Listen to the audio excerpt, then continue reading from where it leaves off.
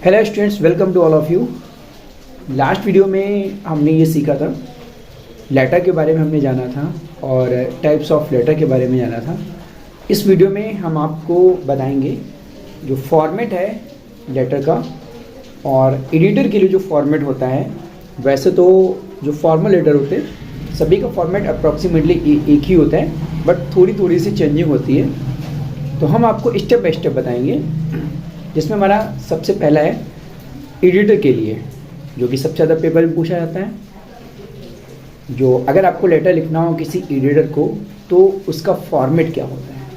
Format जानना आखिर हमारे लिए इम्पोर्टेंट क्यों है, क्योंकि देखिए एक बात बता दें आपको कि जो लेटर के जो मार्क्स होते हैं वो स्टेप बाय स्टेप डिवाइडेड होते हैं। आखिर अगर आपका जो 10 नंबर का जो लेटर है ये आपका जो स्टार्टिंग से लेकर के और लेटर के क्लोजिंग तक पूरा का पूरा नंबर आपका डिवाइडेड होता है।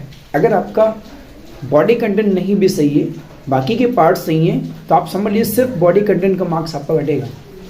ठीक है, तो यहाँ पर जितना बेहतर आपका फॉर्मेट होगा आप उतने अच्छे नंबर लाएंगे। तो फॉर्मेट में आपकी कोई कमी नहीं होनी चाहिए, और साथ में अगर कंटेंट में भी आपका अगर अच्छा, तब तो फिर कहना ही क्या, फिर तो आपको 10 में से 10 मार्क्स लाने से कोई नहीं रोक सकता है इसमें। ठीक है, और हाँ एक बात और बताऊंगा, एक बार प्रैक्टिस जरूर करें लेटर्स की। जितने भी टाइप्स हैं हर तरह के लेटर्स को देखें लिख करके और उनकी प्रैक्टिस जरूर करें, क्योंकि अब क्या है कि एग्ज़ाम में ज़रूरी नहीं कि सिर्फ एक ही तरह का लेटर आ रहा है। किसी भी तरीके के लेटर्स को जो है वो क्वेश्चन में पूछ रहे हैं। कोई भी क्वेश्चन आपका पेपर में आ सकता है लेटर लिखने के लिए। ठीक है, तो स्टार्ट करते हैं। देखिए एडिटर के लिए जो लेटर है उसको लिखने के लिए सबसे पहले जो है आपको क्या करना पड़ता है, कोई भी फॉर्मल लेटर हो, कोई भी फॉर्मल लेटर हो, कोई भी आपका जो है औपचारिक पत्र हो, तो उसमें सबसे पहले आप क्या लिखते हो, सेंडर्स एड्रेस लिखते हो। क्या लिखते हो, सेंडर्स एड्रेस। सेंडर्स एड्रेस का मतलब ये होता है कि जो बंदा लेटर लिख रहा है, जैसे आप लिख रहे हो या हम लिख रहे हैं, तो क्या करेंगे, हम अपना एड्रेस डालेंगे सबसे ऊपर। क्या डालेंगे, अपना एड्रेस डालेंगे। एड्रेस मतलब पता, यानी कि हम अपना एड्रेस डालेंगे। आप लिख रहे हो एग्जाम में तो आप अपना एड्रेस डालोगे। ठीक है, अगर पेपर में दिया है एड्रेस, कई बार ऐसा भी होता है कि पेपर में एड्रेस दिया भी होता है, अगर पेपर में एड्रेस दिया है तो आप उसको डाल दोगे। ठीक है, तो ये सेंडर का एड्रेस हो गया। अब सेंडर के एड्रेस की बात करें तो सेंडर का एड्रेस जो है वो मैक्सिमम आपकी जो अगर लाइन्स हैं तो 3 लाइन से ऊपर नहीं होना चाहिए। आप देखिए सामने लिखा हुआ है 130 गुमती विहार लखनऊ और लास्ट में पिन कोड पड़ा हुआ है। तो इस तरीके से आपको एड्रेस लिखना है, 2 लाइन या फिर ज़्यादा से ज़्यादा 3 लाइन, इससे ऊपर आपको एड्रेस नहीं डालना है।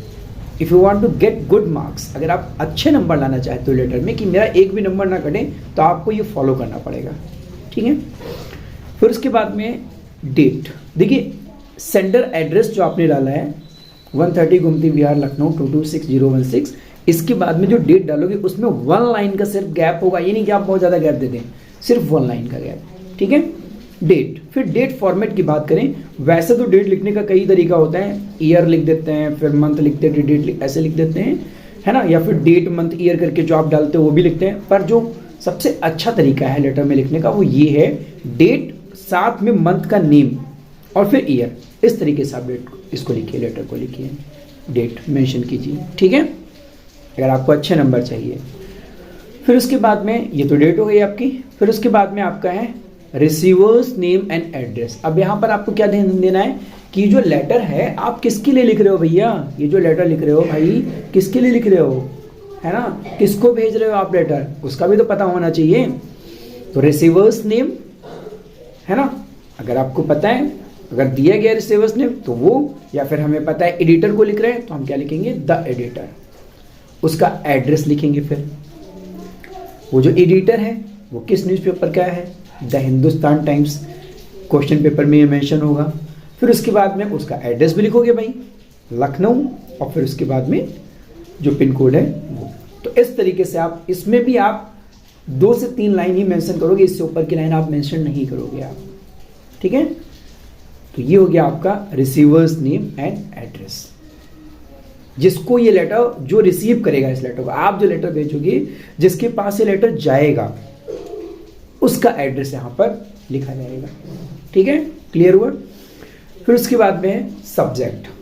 सब्जेक्ट देखिए, अब सब्जेक्ट के लिए आपको बिल्कुल टेंशन नहीं लेनी है पेपर में, क्योंकि कई बार क्या होता है प्रॉब्लम रहता है सब्जेक्ट क्या लिखें, सब्जेक्ट क्या लिखें, कैसे लिखें। कुछ नहीं करना है आपको, सिर्फ क्वेश्चन उठाइए और क्वेश्चन में डेफिनेटली कहीं ना कहीं पे दिया गया होगा लेटर किस बारे में लिखना है।